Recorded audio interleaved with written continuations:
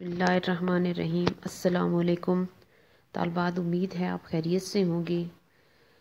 हमारा मौजू है शेरी असनाफ़ अदब, यानी अदब में अदब की वो किस्में जिनका शायरी से ताल्लुक़ है। इसमें सबसे पहले हम ये देखेंगे कि अदब क्या है।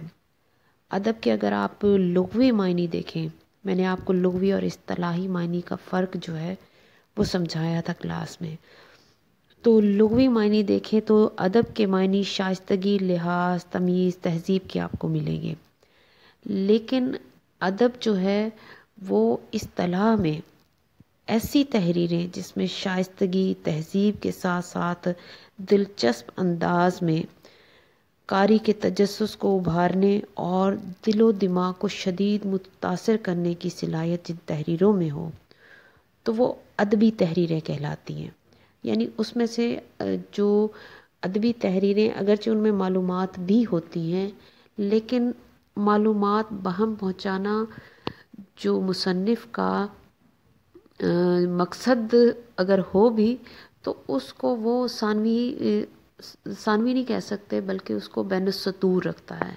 बैनुस्सतूर से मुराद, अगर आप अदबी तहरीरें पढ़ें तो सबसे पहले जो उनका असर होता है वो हज़ आफरीनी होता है कि उसको पढ़ते हुए आप दिलचस्पी महसूस करते हैं, आपके तजस्सुस बेदार होता है, शौक़ से आप मज़ीद आगे पढ़ने के लिए उसमें ऐसी कशिश होती है कि आपको मज़ीद आगे पढ़ते चले जाने की ख्वाहिश बढ़ती चली जाती है। लेकिन उसमें जो मकसद पोशीदा होता है वो लाशऊरी तौर पर असरअंदाज होता है। बहरहाल ये बाद में बातें आएंगी। सबसे पहले मैं आपको अदबी तहरीरों के हवाले से कुछ नाकिदीन के अक़वाल बता देती हूँ कि एक नाकिद ने कहा है कि कुदरत ने इंसान में जो सरमदी सलाहियत वदीयत की हैं उनका इजहार अदब है।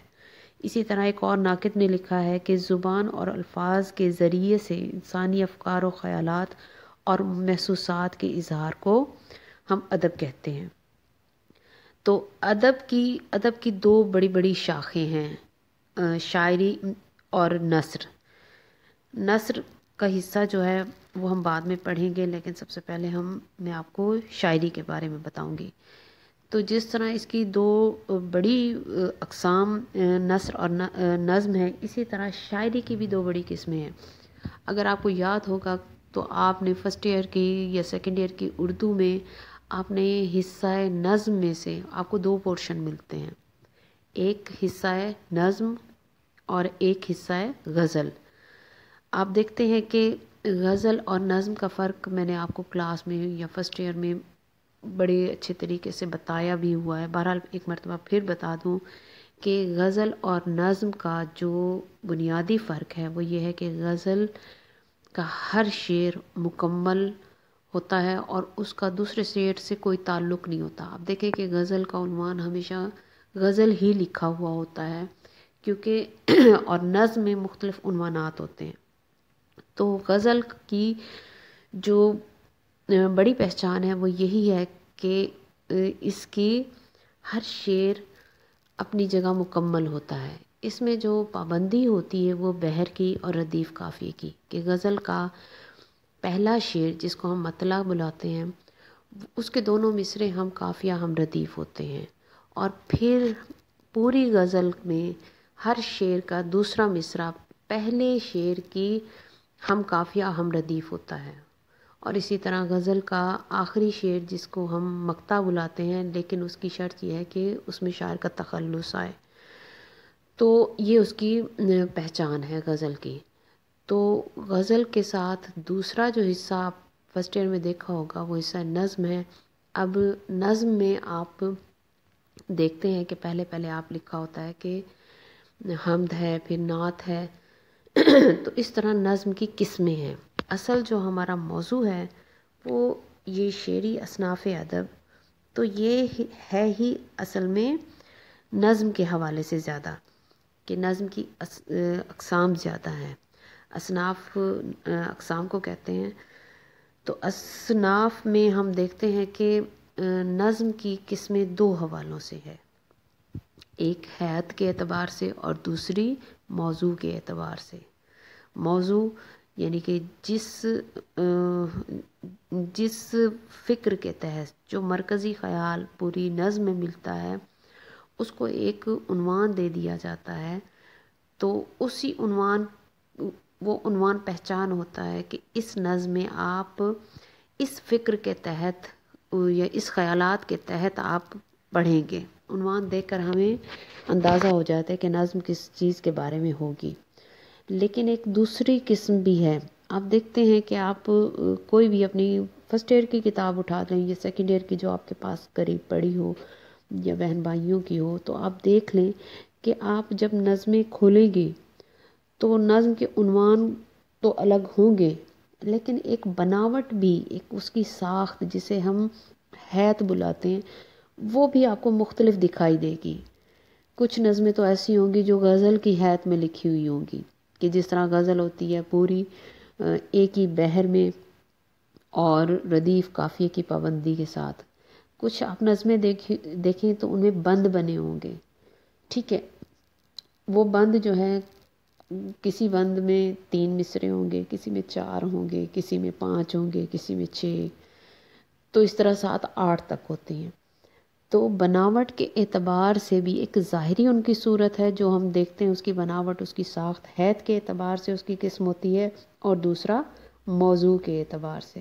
موضوع کے اعتبار سے آپ جانتے ہیں کہ حمد، یعنی کہ حمد ایسی نظم کو کہتے ہیں جس میں اللہ تعالیٰ کی تعریف بیان کی گئی ہو، اور نعت اسی طرح دیکھیں تو نعت ایسی نظم کو کہتے ہیں کہ جس میں حضور پاک صلی اللہ علیہ وآلہ وسلم کی تعریف بیان کی جائے تو وہ نعت کہلاتی ہے۔ اس کے بعد اگر آپ کسی مذہبی شخصیت یا کسی بزرگ کی جس میں تعریف بیان کی جائے تو ایسی نظم کے لیے جو عنوان دیا جاتا ہے وہ منقبت کہلاتا ہے۔ اور اس کے علاوہ جو دنیاوی اعتبار سے کسی بادشاہ ہے یا کسی بھی شخصیت کی جس میں تعریف بیان کی جائے اس کو قصیدہ بلاتے ہیں، ٹھیک ہے نا۔ اچھا، اسی طرح ایسی نظم جس میں کسی کے مرنے والے، کسی بھی مرنے والے کے غم پر اپنے دکھ، صدمے یا غم کے جذبات کا اظہار کیا جائے تو اس کو ہم مرثیہ بلاتے ہیں۔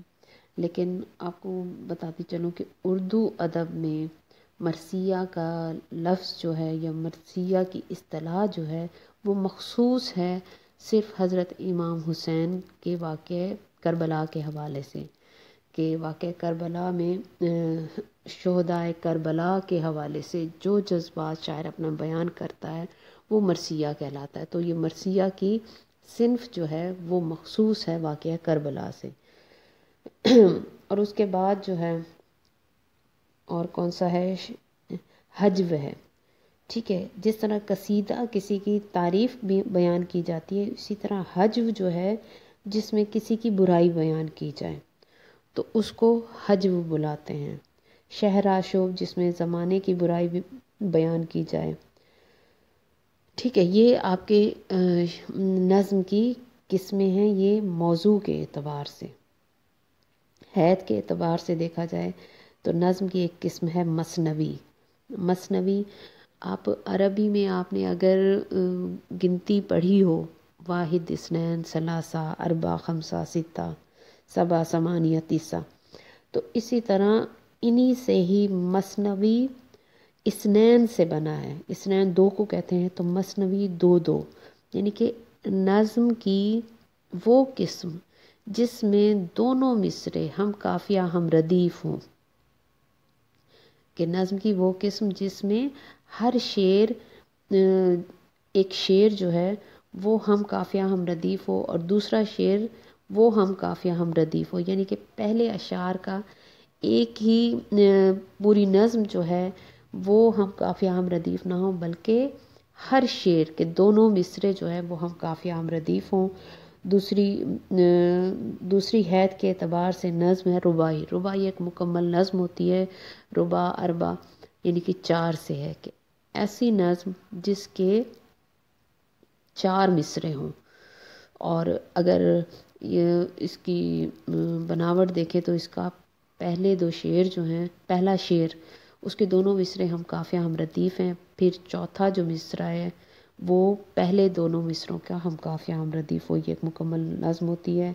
اسی طرح قطع سادہ نظم غزل کی حیت میں لکھی ہوئی ہوتی ہے، لیکن اس میں غزل میں چونکہ مطلع ہوتا ہے تو قطع میں آپ دیکھیں گے کہ مطلع والا سٹائل نہیں ہوتا کہ دونوں مصرے ہم قافیہ ہم ردیف نہیں ہوتے۔ قطع میں جتنے بہت سارے اشعار آ جاتے ہیں، مثنوی میں بھی جتنے اشعار کی کوئی پابندی نہیں ہے، صرف پابندی وہی ہے کہ ہر شعر جو ہے وہ ہم قافیہ ہم ردیف ہو۔ اس کے بعد جو ہے وہ نظم کی اور قسمیں ہیں جو ہم بعد میں پڑھیں گے۔